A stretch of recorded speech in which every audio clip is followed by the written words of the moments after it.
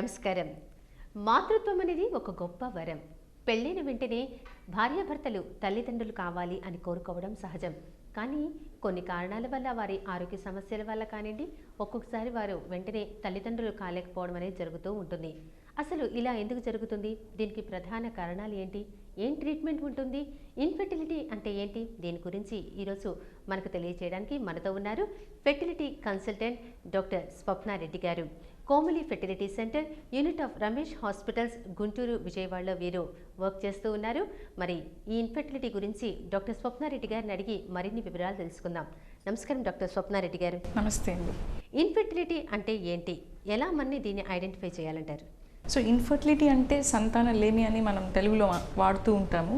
పెళ్ళైన భార్యాభర్తలు కలిసి ఉన్నారు, ఒక సంవత్సరం పాటు కలిసి ఉన్నారు, వాళ్ళు పిల్లలు రాకూడదు అని చెప్పేసి ఎలాంటి మెషర్స్ తీసుకోకుండా రెగ్యులర్ సెక్షువల్ లైఫ్ ఉన్నారు. బట్ స్టిల్ వాళ్ళు కన్సీవ్ అవ్వలేదు, అంటే ప్రెగ్నెన్సీ రాలేదు, పెళ్ళైనాక ఒక సంవత్సరం వరకు రాలేదు అంటే then it is called as infertility అనమాట. సో ఒక సంవత్సరం వరకు ఎటువంటి టెస్టులు కానీ ఏమీ ఎవాల్యుయేషన్ అవసరం లేదు. 1 year తర్వాతనే మనం డాక్టర్ని సంప్రదించమని చెప్తామన్నమాట. So that is called infertility. And within 1 year of sexual life, if she doesn't conceive, that is considered as infertility. ఎక్కువగా ఈ రోజుల్లో ఒత్తిడి ఎక్కువ అవ్వడం వల్ల కానీ, అంటే పెళ్ళైన వెంటనే పిల్లలు కావాలి అనుకున్న ఒత్తిడి వల్ల కూడా ఈ ఇన్ఫెర్టిలిటీ సమస్య వచ్చే అవకాశం ఉందంటారా? Nowadays the incidence of infertility is more because of our lifestyle factors. Lifestyle includes ఇప్పుడు stressful life like job stress కానీ, లేకపోతే educational career stress, late marriages, ఇంకా మన జంక్ ఫుడ్స్ అలవాట్లు లైక్ జంక్ ఫుడ్స్ కానీ, లేకపోతే obesity, lack of physical activity, అసలు వ్యాయామం అనేది చేయకపోవడం వల్ల కానీ, these are all the major causes for increasing incidence of infertility అనమాట. అండ్ ఎస్పెషల్లీ ఫీమేల్స్ ఈ మధ్య కెరీర్ ఓరియంటెడ్ అయిపోయి late marriages after 30-35 they plan their first child. So these are the major common causes for infertility nowadays. Doctor గారు, ఇప్పుడు మనము ఈ infertility అనేది చాలామంది ఈ ప్రాబ్లంతో ఫేస్ చేస్తున్నారు. ఎంతమంది ప్రాబ్లం ఫేస్ చేస్తున్నారు? ఎక్కువగా మగవాళ్ళలో కనబడుతుందా, ఆడవాళ్ళలో కనబడుతుందంటారా? You see the incidence of infertility చూస్తే 1 in 8 couples are suffering with infertility అనమాట. అంటే 8 మందిలో ఒకరికి డెఫినెట్గా ఇన్ఫర్టిలిటీ ఉంటుంది. అండ్ కామన్ కాజెస్ చూసుకుంటే మేల్స్గా ఫీమేల్స్గా అని చూస్తే ఇట్ ఈస్ ఈక్వల్ ఇన్సిడెన్స్. అంటే పురుషుల్లోకి స్త్రీలకి ఇద్దరికి కామన్ కాజెస్ ఉంటాయి ఇన్ఫర్టిలిటీ. సో 40% వచ్చేసి స్త్రీల లోపం వల్ల అండ్ 40% వచ్చేసి పురుషుల లోపాల వల్ల ఇన్ఫర్టిలిటీ అనేది ఉంటుంది. ఓన్లీ రిమైనింగ్ 20% వచ్చేసి అన్ఎక్స్ప్లెయిన్డ్ కాజెస్ అనమాట. అంటే ఏమీ స్పెసిఫిక్ రీజన్ లేకుండా ఉంటుంది 20%. మీరు ఇందాక అన్నారు లైఫ్ స్టైల్లో మార్పు, వీటన్నిటి వల్ల హార్మోన్స్ మార్పు, వీటన్నిటి వల్ల కూడా ఇన్ఫెర్టిలిటీ సమస్య వస్తుంది అని చెప్పారు. అట్లాగే ఇతరత్ర ఇంకా ఏ కారణాల వల్ల ఇదివరకటి కాలంలో ఈ సమస్య అనేది అంతగా ఉండేది కాదు, ఇప్పుడు ఉంటున్నటువంటి వాతావరణం వల్ల కానీ ఎందువల్ల అంటారు ఈ ఇన్ఫెర్టిలిటీ సమస్య ఎక్కువ అవుతుంది? సో ఇప్పుడు ఇన్ఫర్టిలిటీ కారణాలు చూసుకుంటే స్త్రీలలో డిఫరెంట్ రీజన్స్ ఉంటాయి, మేల్స్లో డిఫరెంట్ రీజన్స్ ఉంటాయి. స్త్రీలలో మోస్ట్ కామన్ కాజ్ ఏంటంటే ఇప్పుడు పీసీఓడి ప్రాబ్లమ్ అని మనం వింటూ ఉంటాము. పీసీఓడి అంటే డేట్ సరిగ్గా రాకపోవటము, 6 monthsకి ఒకసారి 1 yearకి ఒకసారి కూడా పీరియడ్స్ వస్తుంటాయి. So PCOD is one of the most common causes. దానివల్ల ఏమవుతుందంటే నెలసరిలో ఎగ్ అనేది సరిగ్గా రిలీజ్ అవ్వకపోవటం అనేది మోస్ట్ కామన్ కాజ్ అనమాట.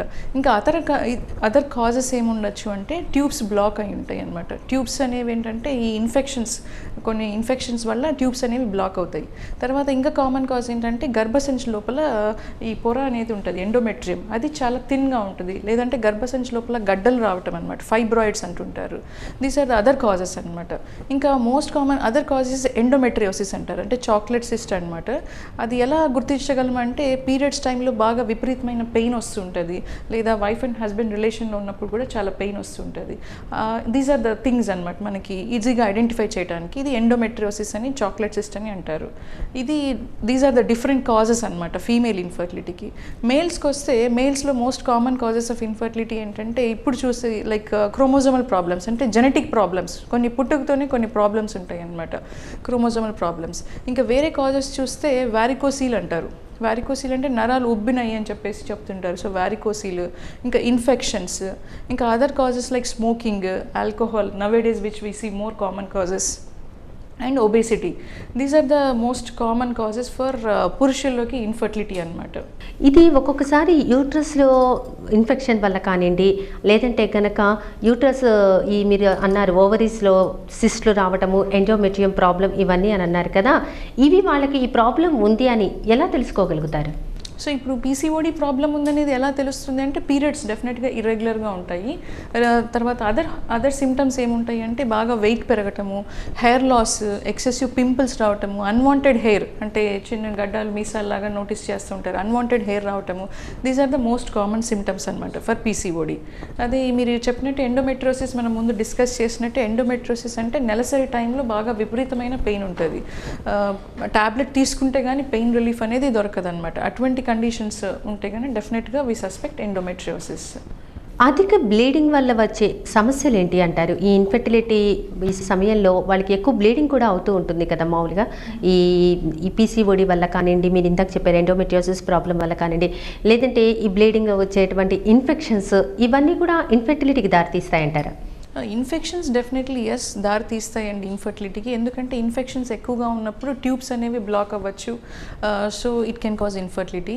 ఇన్ఫెక్షన్స్ కాకుండా ఓవర్ బ్లీడింగ్ అనేది ఏంటంటే ఈ హార్మోన్ ఇంబ్యాలెన్స్ అనమాట. సో ఏదైతే ఈ హార్మోన్ ఇంబ్యాలెన్స్ ఉందో మనము ఐడెంటిఫై చేయాలి. సో కొన్ని బ్లడ్ టెస్ట్ కానీ తర్వాత అల్ట్రాసౌండ్ చేస్తామన్నమాట. అల్ట్రాసౌండ్ అంటే స్కానింగ్ చేసి గర్భసంచిలో ఏమైనా గడ్డలు ఉన్నాయా, ఓవరీస్లో ఈ నీటి బుడగలు ఉన్నాయా అని చెప్పి చూస్తామన్నమాట. చూసిన తర్వాత దాన్ని బట్టి we can council the patient. అలాగే వీటన్నిటికీ ఎలాంటి ట్రీట్మెంట్ ఉంటుంది? సో ట్రీట్మెంట్ అంటే it is a step wise treatment అండి. ఇప్పుడు జస్ట్ మ్యారేజ్ అయ్యి 2 years తర్వాత వస్తారు కపుల్స్, వాళ్ళకి ఇనిషియల్ ఎవాల్యుయేషన్ చేస్తామన్నమాట. అంటే బేసిక్ బ్లడ్ టెస్ట్, స్కానింగ్ చేస్తాము. మేల్స్కి అయితే కనుక సెమెన్ టెస్ట్ అని చెప్పేసి వీరకణాల్ టెస్ట్ చేయడం జరుగుతుంది. ఇప్పుడు ఇవన్నీ నార్మల్గా ఉన్నాయి అంటే సింపుల్ ట్రీట్మెంట్, అంటే ఇప్పుడు అండం విడుదల అవ్వటానికి అని చెప్పేసి మనం మెడిసిన్స్ ఇస్తాము. అది తీసుకున్నాక మనం స్కాన్ చేసి ఫాలోఅప్ చేస్తాం. దాన్ని ఫాలిక్యులర్ స్టడీ అంటారు అనమాట. అంటే ఎగ్ అనేది రిలీజ్ అవుతుందా లేదా అని చెప్పి స్కానింగ్ చేసి చూడటం జరుగుతుంది. అలా ఎగ్ రిలీజ్ అయిన టైంలో వైఫ్ అండ్ హస్బెండ్ రిలేషన్లో ఉండేమని చెప్తామన్నమాట. ఇలాంటి ట్రీట్మెంట్ ఒక 5-6 months ఇస్తాము. ఈ 5-6 months లోపల పేషెంట్ కన్సీవ్ అవ్వకపోతే నెక్స్ట్ స్టెప్ ఆఫ్ ట్రీట్మెంట్స్కి వెళ్తాము. అంటే లైక్ ఐయుఐ అని కానీ ఐవీఎఫ్ అని చెప్పేసి కౌన్సిల్ చేస్తామన్నమాట. ఐయుఐ, ఐవీఎఫ్ ఇవన్నారు కదా, ఇవి ఎలా చేస్తారు మీరు? ఇవేనా కాస్ట్? వీటి గురించి వివరంగా చెప్తారు. సో ఐయుఐ అంటే ఇంట్రాయూట్రైన్ ఇన్సెమినేషన్ అండి. అంటే ఈ నెలసరిలో ఎగ్ అనేది రిలీజ్ అయ్యేది ఎప్పుడు రిలీజ్ అవుతుంది అనేది మనం స్కాన్ వైజ్ ఫాలిక్యులర్ స్టడీ చేసి చూస్తామన్నమాట. ఎగ్ రిలీజ్ అయిన రోజు హస్బెండ్ వీరకణాలు తీసుకొని మనము అది గర్భసంచిలోకి ఇంజెక్ట్ చేయటం అనమాట. It's a OPD procedure. అంటే అది ప్రొసీజర్ ఏదో ఒక అడ్మిషన్ అలాంటివి ఏం అవసరం లేదు. Just it's a 10 minutes procedure, ఓపీడీలోనే చేయొచ్చు అనమాట. It's called IUI. అంటే this is the very less cost effective treatment అండి. ఇది వచ్చేసి మనకి ఎగ్ రిలీజ్ అయిన రోజు మాత్రం చేస్తామన్నమాట. That is IUI. అంటే ఎన్నిసార్లు చేస్తారంటారు? ఒకసారి చేస్తే కన్సీవ్ కాలేదనుకోండి, మళ్ళీ ఇలా ఎన్నిసార్లు చేయవలసి? So the success rate of IUI చూస్తే మీరు only it is 10 to 20% per 1 cycle of IUI. అంటే ఒక సైకిల్లో చేస్తే out of 100 couples only 20 couples మాత్రమే కన్సీవ్ అవుతారు. సో మాక్సిమం ఎన్ని సైకిల్స్ చేయించుకోవచ్చు అలాగా ఐయుఐ అంటే 5 to 6 cycles ఐయుఐ వరకు చేయొచ్చు అనమాట. So at the end of 5 to 6 cycles 50% of them will become pregnant. ఐయుఐతో కూడా ప్రెగ్నెంట్ అవ్వని వాళ్ళకు next we advise next step is IVF అనమాట. ఐవీఎఫ్ అంటే టెస్ట్ ట్యూబ్ బేబీ అని వింటారు కదా, that is the thing we advise them. IVF అనేది చాలా కాస్ట్లీ ట్రీట్మెంట్ అనేది అంటూ ఉంటారు, నిజమేనంటారా? ఇలాగే ఐవీఎఫ్ ట్రీట్మెంట్ ఫెయిల్ కూడా అవుతూ ఉంటుంది అంటారు, దానికి మీరేమంటారు?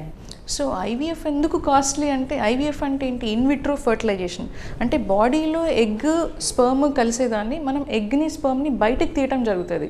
సో ఎగ్ పెరగటానికి మనం కొన్ని ఇంజెక్షన్స్ వాడతాం అనమాట. They are called as gonadotropin injections. అంటే సెకండ్ డే ఫర్ పీరియడ్స్ నుంచి మనము స్కాన్ చేసి బ్లడ్ టెస్ట్ చేసి మనం ఇంజెక్షన్స్ అనేవి స్టార్ట్ చేయడం జరుగుతుంది. ఆ ఇంజెక్షన్స్ ఎందుకు అంటే నెలసరి మామూలుగా ఎవ్రీ మెన్స్ట్రల్ సైకిల్లో ఒక్క ఎగ్ మాత్రమే రిలీజ్ అవుతుంది. ఇక్కడ we need multiple eggs. So we give all these injections అనమాట. ఈ ఇంజెక్షన్సే చాలా కాస్ట్గా ఉంటుంది. సో 10 days పాటు ఇంజెక్షన్స్ తీసుకున్నాక మనం పేషెంట్కి ఎగ్ కలెక్షన్ అనే ప్రొసీజర్ చేస్తాం. ఎగ్ కలెక్షన్ అంటే అండంని బయటకు తీయటం అనమాట. సో ఆ అండంలోకి మనము హస్బెండ్ వీరకణాలని ఎక్కించడం జరుగుతుంది. ఆ తయారైన పిండంని తీసుకొచ్చి ఆవిడ గర్భసంచిలో పెడతామన్నమాట. ఈ ప్రాసెస్ అంతా జరపడానికి మనకి స్పెషలైజ్డ్ ఐవీఎఫ్ ల్యాబ్ అనేది కావాలన్నమాట. దట్ ఐవీఎఫ్ ల్యాబ్ అనేది ఎంత high quality standards IVF lab కావాలి. బికాజ్ ఈ ఎగ్ స్పర్మ్ అనేవి చాలా సెన్సిటివ్ అనమాట. అనమాట. సో టెంపరేచర్ కానీ, pH కానీ, హ్యూమిడిటీ కానీ ఇవన్నీ it has to be maintain in a very good conditions. So దీనికి మనకు ఒక పెద్ద కాస్ట్లీ IVF సెటప్ అవసరం. That is why actually the IVF is very costly అనమాట. డాక్టర్ గారు, ఇప్పుడు IVF ఎన్నిసార్లు చేస్తారు? అలాగే IVF ట్రీట్మెంట్ చేస్తున్నప్పుడు ఒక్కొక్కసారి ఆడవాళ్ళు చాలా వీక్గా అయిపోతూ ఉంటారు, వాళ్ళ హెల్త్ కూడా ఒక్కోసారిగా ఉండదు, ఆ సమయంలో సరైన ఫుడ్ తీసుకోవడం, వారికి సహించకపోవడం లాంటి లక్షణాలు కూడా వాళ్ళు ఫేస్ చేస్తూ ఉంటారు. దీనికి మీరేమంటారు? సో IVF అనేది ఫెయిల్ అవ్వటం అనేది yes, because IVF success rate వచ్చేసి ఓన్లీ 40 to 50%. అంటే ఫస్ట్ సైకిల్లో ఓన్లీ 100 మందిలో out of 100 couple only 40% of them will conceive అనమాట. సో నెక్స్ట్ అంటే డిఫరెంట్ కాజెస్ ఉన్నాయి IVF ఫెయిల్యూర్కి. కొంతమందికి ఎగ్ క్వాలిటీ బాగాలేదు, స్పర్మ్ క్వాలిటీ బాగాలేదు, దానివల్ల వచ్చే ఎంబ్రియో అంటే ఆ పిండం క్వాలిటీ కూడా బాగుండకపోవటం అనమాట.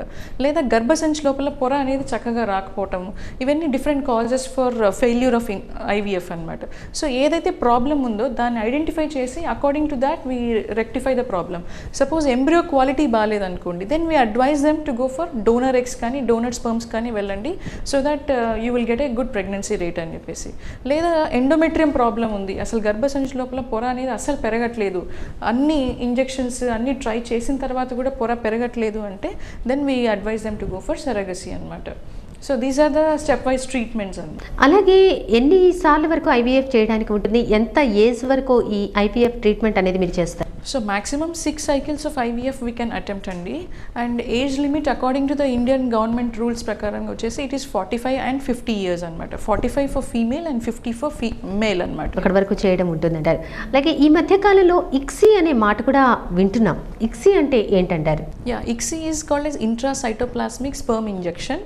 అంటే ఇప్పుడు మనం ఎగ్ని బయటికి తీసిన తర్వాత యూజువలీ వాట్ హ్యాపెన్స్ అంటే మనం IVF ల్యాబ్లో ఏం చేస్తామంటే ఒక ఎగ్ని ఒక డిష్లో ప్లేస్ చేసి దాని చుట్టూ వీరకణాలని వదిలేస్తాం. సో ఆ వీరకణమే వెళ్ళాలన్నమాట ఎగ్లోకి. That is called IVF. ICSI అంటే ఏంటంటే బాగా వీరకణాలు చాలా తక్కువగా ఉన్నప్పుడు కానీ, కదలిక ఇంకా చాలా తక్కువగా ఉన్నప్పుడు, ఇలాంటి పూర్ సెమెన్ శాంపిల్స్ ఉన్నప్పుడు ఏం చేస్తామంటే డైరెక్ట్గా మనకు ICSI మెషిన్ అని ఒకటి ఉంటుందండి. దాని ద్వారా ఈ డైరెక్ట్గా ఎగ్లోకి మనం వీరకణంని ఎక్కించడం అనేది జరుగుతుంది అనమాట. ఇంట్రాసైటోప్లాస్మిక్ స్పర్మ్ ఇంజెక్షన్ అంటే డైరెక్ట్గా ఎగ్ సైటోప్లాజంలోకి మనం స్పర్మ్ని ఎక్కిస్తున్నాం అనమాట. అలాగే ఈ ICSI అనేది కూడా కాస్ట్లీ ట్రీట్మెంట్ అంటారు? Nothing, it is included in the IVF అండి, సపరేట్ కాస్ట్లీ ఏం కాదు అది. డాక్టర్ గారు, ఈ మధ్యకాలంలో ఎగ్ ఫ్రీజింగ్, స్పర్మ్ ఫ్రీజింగ్ అని అంటూ ఈ మాట వింటూ ఉన్నాం. ఇదంటే ఏంటంటారు? సో ఫ్రీజింగ్ అంటే ఏం లేదు, మనకి లిక్విడ్ నైట్రోజన్ గ్యాస్ అని ఉంటుందండి. దాని టెంపరేచర్ వచ్చేసి -196 degrees Celsius అనమాట.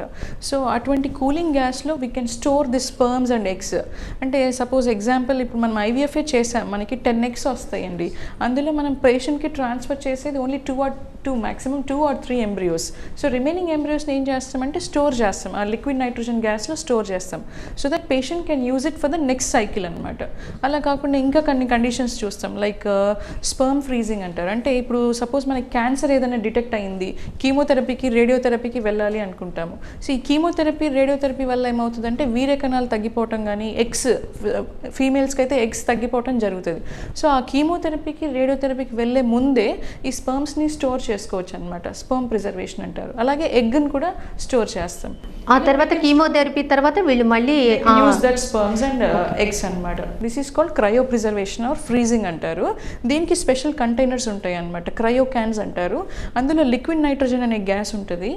The temperature will be -196 degrees Celsius అనమాట. సో ఇవన్నీ ఫెసిలిటీస్ ఉండాలి.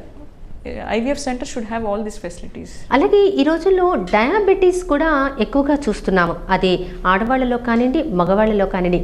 ఈ డయాబెటీస్ వల్ల కూడా ఇన్ఫెర్టిలిటీ వచ్చే అవకాశం ఉందంటారా? Yes. See, nowadays manaki most of the couple who come to our clinic will be 40+, especially men.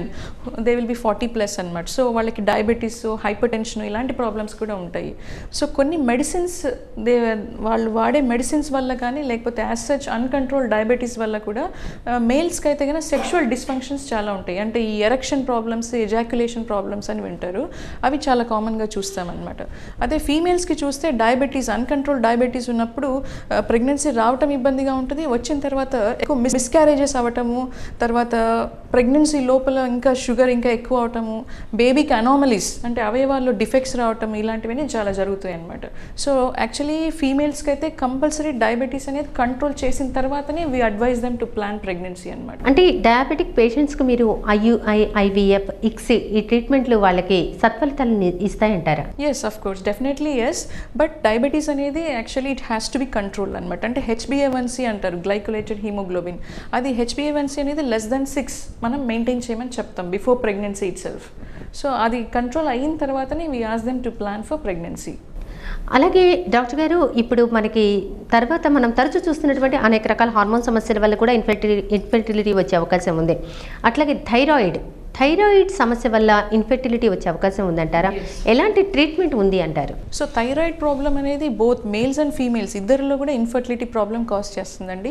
థైరాయిడ్లో 2 రకాలు ఉంటాయి, హైపోథైరాయిడిజం అండ్ హైపర్ థైరాయిడిజం. అంటే తక్కువ ఉండొచ్చు, హార్మోన్స్ ఎక్కువగా ఉండొచ్చు. రెండిటి వల్ల కూడా ఇబ్బందులు ఉంటాయి.